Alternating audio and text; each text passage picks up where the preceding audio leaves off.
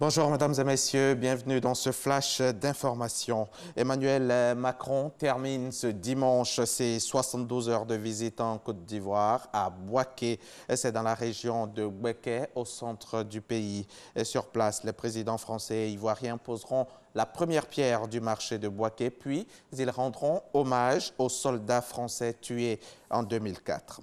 Avant l'étape de Bouaké, le président français Emmanuel Macron, en visite en Côte d'Ivoire, et son homologue ivoirien Alassane Ouattara ont annoncé hier samedi la fin prochaine du franc CFA en Afrique de l'Ouest. La monnaie utilisée depuis l'époque coloniale sera remplacée par l'éco. Je vous propose d'écouter le chef de l'État, le président Alassane Ouattara.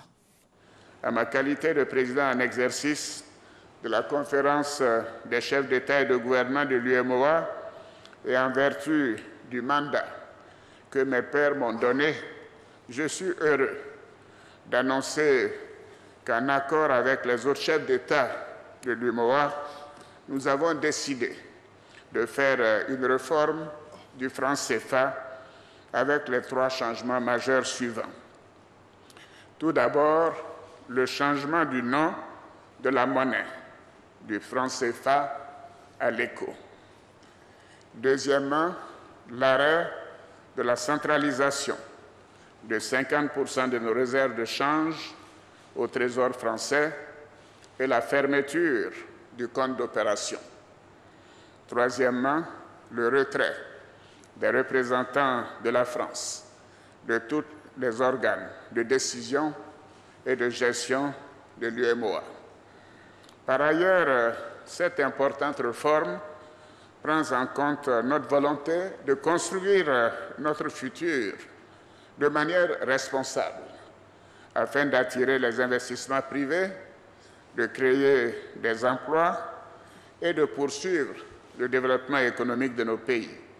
C'est la raison pour laquelle, dans cette étape de la réforme, les chefs d'État de l'UEMOA ont également décidé de maintenir la parité fixe de notre monnaie avec l'euro et convenu du maintien de la garantie de convertibilité si vous en étiez d'accord.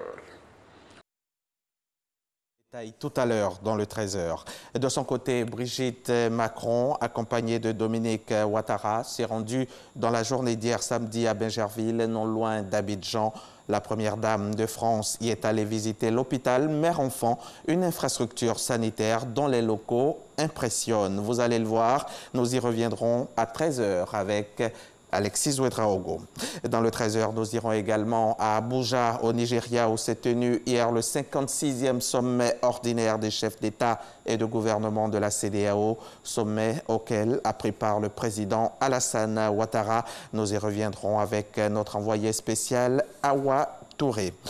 La rumeur lui prête l'ambition de se représenter, mais Pierre Nkurunziza assure une nouvelle fois qu'il ne devrait pas être candidat à la prochaine présidentielle au Burundi prévue dans 6 mois. C'est ce qu'il a laissé implicitement entendre lors d'un discours prononcé devant les forces de sécurité à Gitega. L'opposition a réagi.